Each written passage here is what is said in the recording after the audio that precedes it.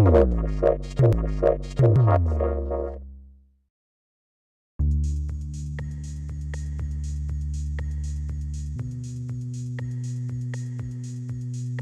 first thing I look at, obviously, is the asset itself.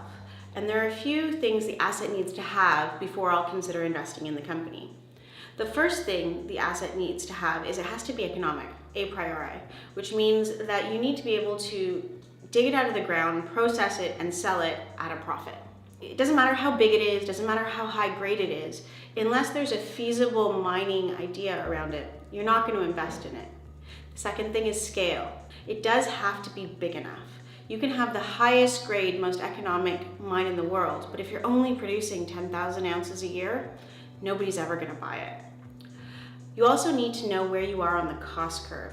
Commodity cycles go up and down, but if you really want to be safe in your investment and know that it's going to do well in good times and bad, then you need to be in the bottom half of the cost curve, which means that if there's 100 guys in the world who are producing gold, for example, and they produce anywhere between $800 an ounce as a cost and $1,000 an ounce, and let's say they're spread across equally, which they won't be, but let's just say for the sake of argument they are, you want to be buying guys who are producing for 900 or less, the bottom half of the average cost of production, because those guys, no matter what happens to the commodity price, will always be making money. And last but not least, when you're looking at the asset, you need to know that it's in a mining-friendly jurisdiction. And mining friendly is a pretty generic term, but it really is that generic. There's no one country that's good or bad for investing in. But generally speaking, both the country and the community you're in have to be open to the idea of mining businesses coming in there.